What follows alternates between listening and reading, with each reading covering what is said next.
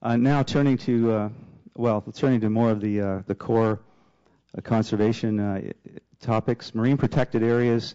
Again, it's one of the key tools that are available to address a number of issues, such as protecting stocks that are in decline, protecting rare species, biodiversity enhancement and maintenance, research, various other methods, and also it has a lot of economic value.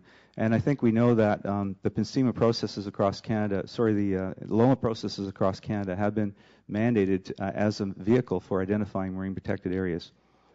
And so one could expect that that would be an outcome of this process.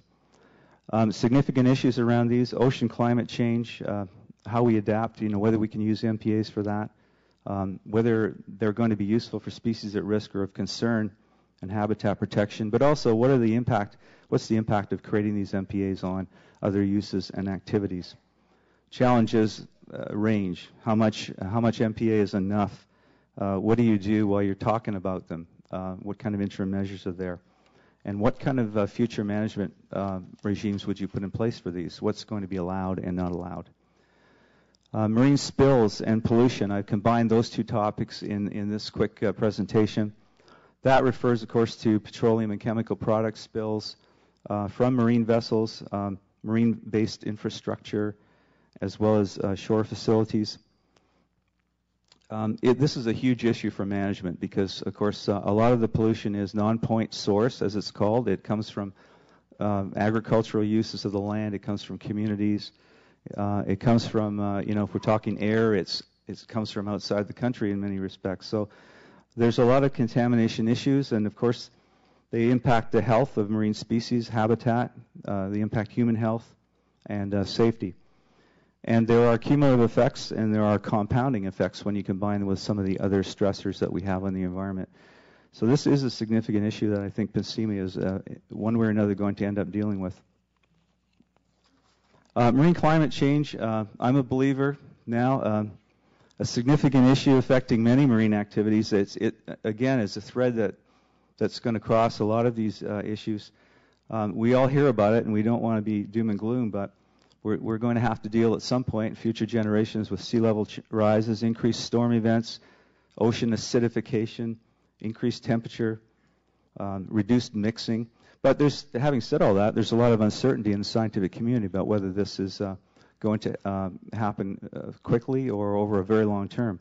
So the challenges are, what do you do about what we call the non-climate stressors, the things that aren't climate related but which put increased stress on species, such as fishing and other human activities. So how do we deal with those? Okay, changes to commercial species distribution. So there's a number of those. There's been a mention already of the land and coastal plans that are already out there, and those are going to have to be an important thread, particularly First Nations plans, as Art was mentioning earlier. Collaborative governance is it's not really an issue, but as you've heard also earlier this morning, there's a lot of jurisdictional complexity in this area, provincial, federal, jurisdiction, and municipal.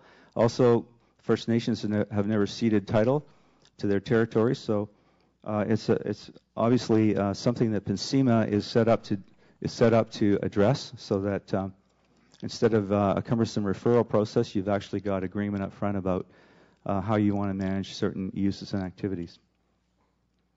And the last slide is PNCIMA opportunities, and it's in your handout, so I won't dwell on it in detail, but there's incredible opportunity here for PNCIMA to address many of these issue topics.